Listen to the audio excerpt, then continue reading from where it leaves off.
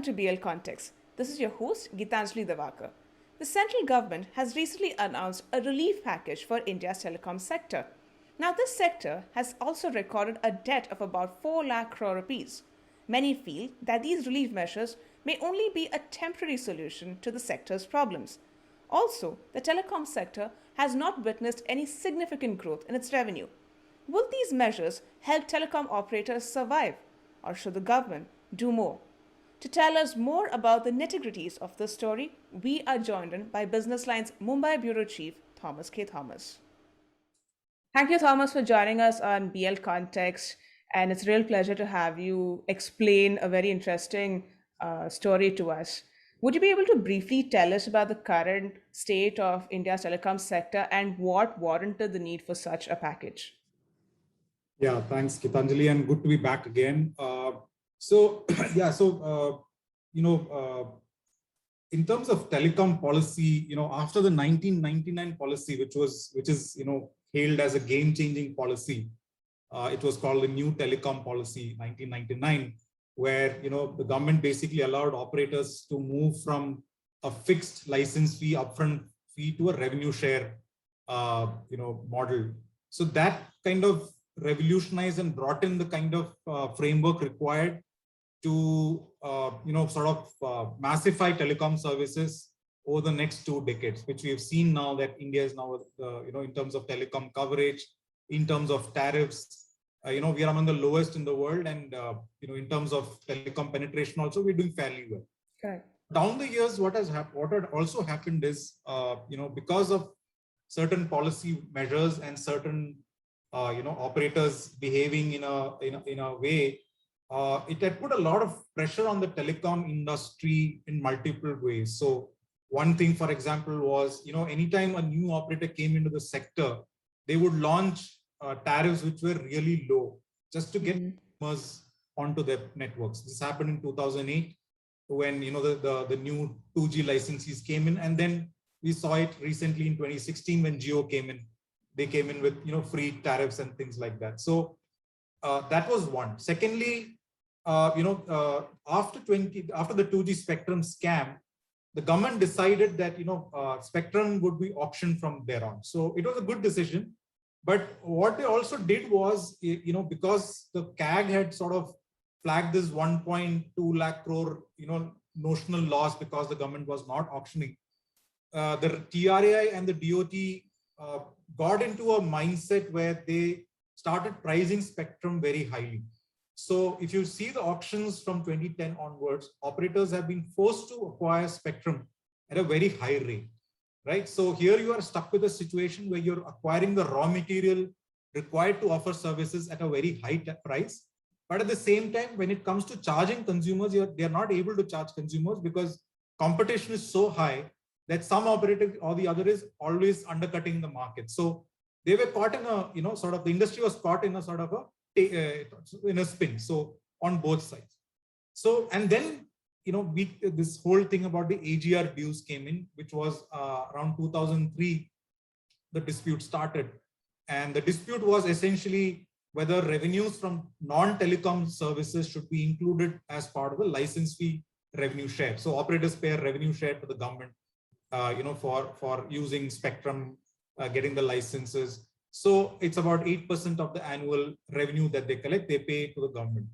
So the telecom operators' argument was, we will pay revenue share only on the revenue we earn from telecom services. But the government said, no, I need revenue from all the revenues that you make, including, for example, if they were earning interest from bank deposits, right? So, all the government. So that dispute was going from 2003, and finally, the Supreme Court ruled in favor of the government, which put almost 1 lakh crore of payout for the telecom operators. So if you combine the three, low tariffs due to predatory pricing, high spectrum costs, and then the AGR payouts, in a sense, put the industry under so much of financial stress in the last couple of years. And stress in telecom is not new. In the last 20 years, we were almost 12 operators shutting shop and and stopping services. Right. Currently, because of the stress, we were in the danger of becoming a duopoly market, because Vodafone Idea is struggling big time. Airtel is fairly okay, and Jio, of course, is doing the best of them all in terms of finances. So in the context of this, and at the same time, the government wanted to create digital infrastructure, right, to provide, services like banking, education, healthcare to every citizen. And the shift from voice, essentially we moved from a 2G ecosystem to data services. So this required operators to invest in rolling out new networks. So 3G network came, then 4G network came, and now we are talking about 5G. So every time there's an upgrade in technology, they have to invest in rolling out networks. So they have to buy spectrum, they have to invest in the network. So all of this was putting a lot of financial stress in the on the sector. So in that context, new policy initiatives which was announced yesterday are basically aimed at offering some respite to the telecom operators and basically get them back to investing in telecom networks. Just for the benefit of our listeners, you did mention the names of three authorities. We have the DOT, which is basically the Department of Telecom, the CAG, which is the Comptroller Auditor General, and we have the TRAI, which is the Telecom Regulatory Authority of India. Am I correct? That's right, yeah. So what does this package entail, and of all these, which is the most positive feature of all? Yeah, so so the package has got some very interesting provisions or announcements which they have made yesterday. I think the big one of all is the clarity on AGR dues. So as I explained how this AGR dispute came in 2003 and the Supreme Court ruling came. So what they have done now is taken a decision that non-telecom revenues will not be taken into account while calculating the revenue share. So this is a big win for the telecom operators, and this is what the telecom operators have been saying for so many years. So when you say non-telecom, what do you mean by that? Yeah, so let's assume I'm Bharti Airtel, and so my core business is, of course, offering telecom services, right, using spectrum, and use that spectrum to offer mobile services. Correct. So the government said, this spectrum is a resource which is owned by the public. Since Mr. Airtel, you are using that natural resources, you need to pay a revenue share. Remember, I talked about the new telecom policy. Correct. Correct. So the deal, what had happened was the operators went and started quoting astronomical amounts in the beginning to obtain the license, right? And then they said, I can't pay this. I mean, they quoted some 10,000 crores. I'm talking about it way back in 94, 95. And then the operator said, we can't pay this. So then the government said, okay, you don't pay this 10,000 crore upfront. What we will do is you start paying me revenue share. So if you collect 100 rupees from the consumers, you pay me 8 rupees every year, right? So that was the arrangement that was done between the telecom operators and the government under the 1999 new telecom policy. All right. So under that thing, coming back to your question is, now the thing is, what is the revenue based on which this 8% needs to be calculated, right? So operators said, okay, you put me on a revenue share because I'm using a public resource like spectrum. So whatever revenue that I earn by using the spectrum, I am ready to pay revenue on that income, right? So that I earn from using spectrum is essentially the mobile services. There are other income which a company may earn, as I explained before, like I may have a bank deposit, right? And this bank deposit gets me interest payment. Now, that interest payment is an income for the company, if you look at the balance sheet. So the operator said, this interest that I'm earning from the bank has got nothing to do with the telecom services, right? I am earning interest from there. Or I may, start selling some services like bundled services, maybe Netflix, maybe a phone, maybe an iPhone. So for selling an iPhone, I'm not using the spectrum, right? It's a sales activity. Absolutely. Some operator said that, exclude these income that I'm getting from the calculation of revenue share. So that was the dispute. The government said nothing doing. I want revenue share from all the income, bank interest, sale of phone, everything. So now the government has agreed to that, what the operators have been asking for, which means that operators will have to pay that license fee revenue share only on the component of income which they earn by offering telecom services. That's the decision which has come through from PAGR. Okay. We also see that the package has a provision for 100% FDI through the automatic route. Earlier it was like 49%. So is this a good move or a bad move? Yeah. So before I touch on the FDI, I would just want to also touch upon a few other policy initiatives which were by the government, and I think it's worthwhile to mention them. So we talked about. The other big one is they have decided to allow operators to own spectrum for a period of 30 years. So earlier, until now, it was a 20-year license or a 20-year permit. Okay, so now they are going to be allowed to own that spectrum for 30 years. So they've got an extension for another 10 years for using that spectrum. Otherwise, what was happening was every 20 years, the operators would have to worry about repurchasing that spectrum through an auction mechanism. So now that concern of repurchasing or reacquiring that spectrum is now extended for another 10 years. So that's a significantly good decision that has happened. Then there are other interesting ones, like, for example, they've also rationalized bank guarantees. So for example, currently, the DoT requires telecom operators to submit bank guarantees equal to one annual installment of availing the payment of spectrum dues. For example, an operator like Vodafone Idea had bank guarantees worth 24,000 crore in FY21. Right? So now this bank guarantee is no longer required on future spectrum auctions. So whatever they have paid, that nothing. I mean, they'll have to continue with that. But for future spectrum auctions, they don't have to pay bank guarantees. So this will so bank guarantees end up blocking surplus cash. So now with this, this will allow more bandwidth or more financial space for operators to maneuver around. So one analysis suggests that operators will require about 80,000 crore lower bank guarantee requirements between the three operators because of this one move. That is very impressive. Yeah, that's another one. And of course, the other big one is the spectrum usage charges itself has been rationalized. So what the government has said is that there will not be any spectrum usage charge for spectrum acquired in future spectrum auctions. So this is again a big move, because telecom operators currently pay about 3 to 5% of their annual revenues as spectrum usage charge. So again, spectrum usage charge was akin to if you buy a house, that house is sort of you own it, right? And then government was saying you pay rent also on that. So that was the whole thing of spectrum usage charge. So when you're auctioning spectrum, operators are buying spectrum upfront and they're paying that money upfront. So then there was no logic of this spectrum usage charge at all. So that the government has agreed now, and they're saying that from here on, you don't have to pay this spectrum usage charge for future auctions. So that's another.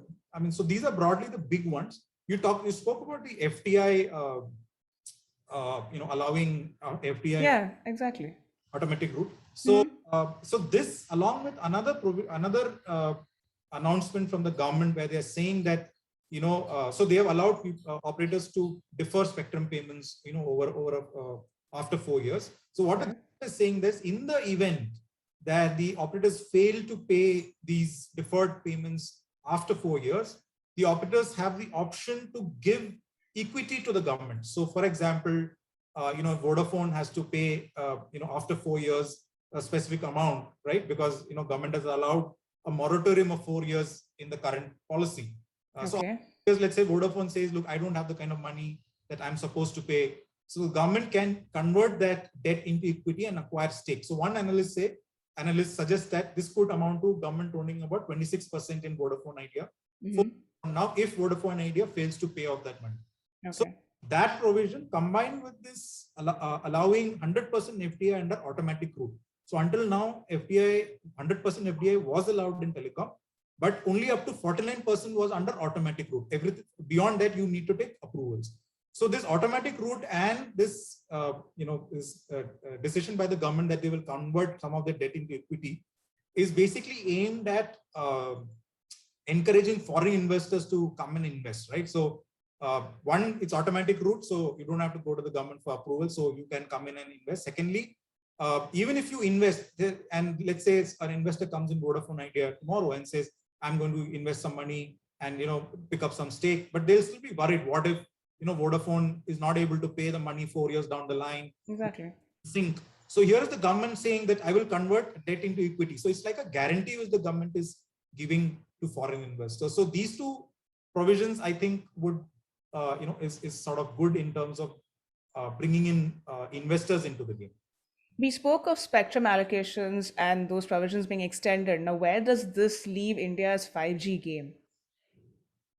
Yeah, so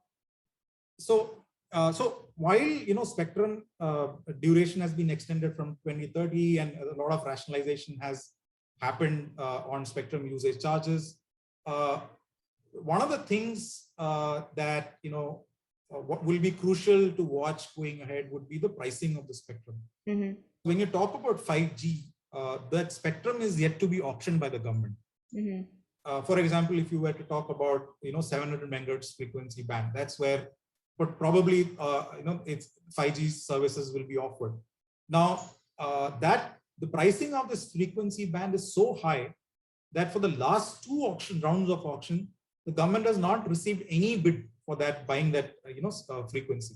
Okay. There are other frequency bands which the government is talking about while in terms of 5G. So whether it is even for 4G, similar thing. So whenever the next round of auctions happen, and we hear it's going to happen as early as next year, first quarter, I think, so all of these measures which have been announced, is good. It will encourage people to, have a better view in terms of financials. But I think the crucial aspect of the whole thing will be what is the floor price and what price will I have to buy the spectrum. So if the government, rationalizes prices also, I think, we are in for a good ride. So what have been the biggest misses as far as this policy is concerned? Yeah, so in terms of, when we started this conversation about, what is the current state of the telecom sector and what is the context of bringing in this policy. So two things that the operators are struggling with, which I mentioned, is the huge amount of debt that they have on the books. Correct. Right, and lower tariffs. So essentially, whatever the government has announced is prospective. It's for the future, right? Mm-hmm. There is no immediate relief that has been given to the operators, right? Mm-hmm. So if you ask about the misses, so for example, there was one big demand for the operator was the license fee, reduction of the license fee, which is about 8% is what the government is, government, the operators have to pay for to the government, 8% every year of the revenue. Okay. No, as I explained on the spectrum usage charge, the license fee should also have been brought down substantially. So they, for example, out of the 8%, 5% goes towards something called the universal service obligation.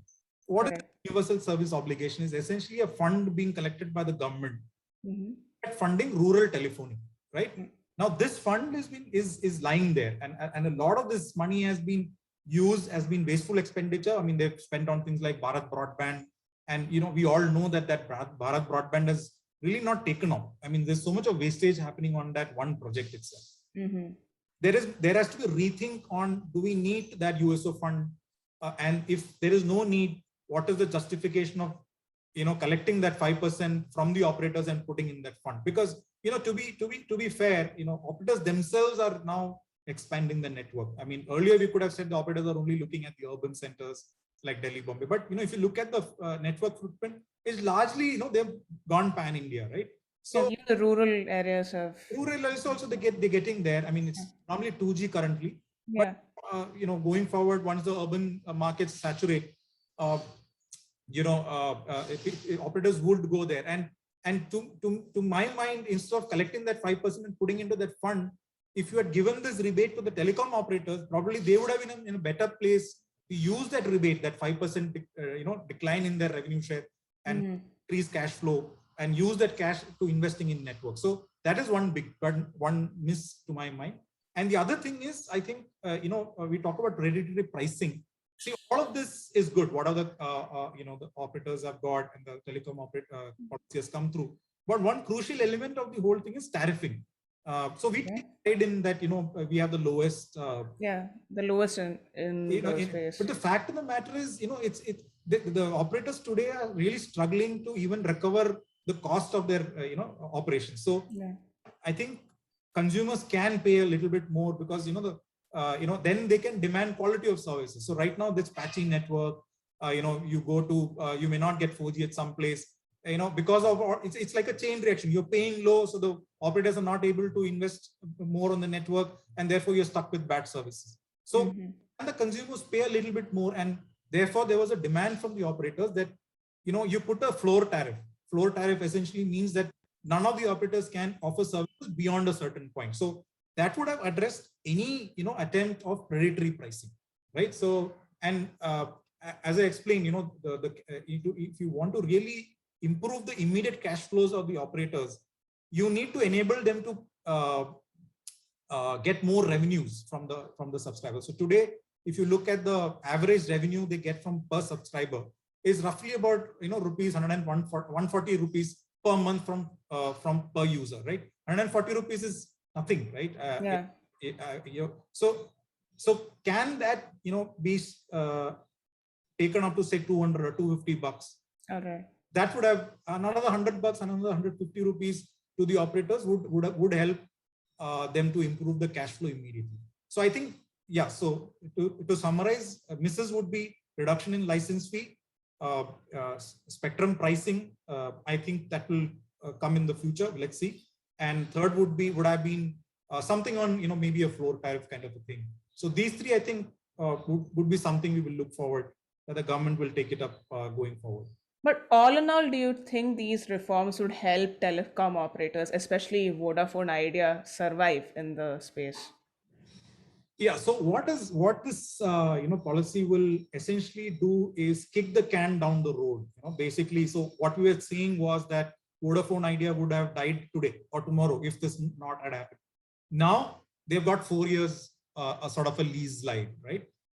So they have 4 years to get their act together. They have 4 years to see if they can improve cash flow, and hopefully the three things that I mentioned, spectrum pricing will probably come down. There will be some, reaching on the tariffs, and probably government will do something on the license fee. So, at least they're not going to die today, but whether they will survive after 4 years, in the current context, my guess would be no. There would be much more things that need to be done by the government and also by the operator also, by the way.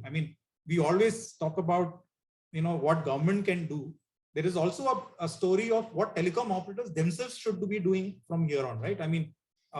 Whether it is quality of service, whether it is customer service, whether it is offering, layers of service on top of the, network. So telecom operators have sort of put innovation on a back burner because they were, fighting all these financial battles.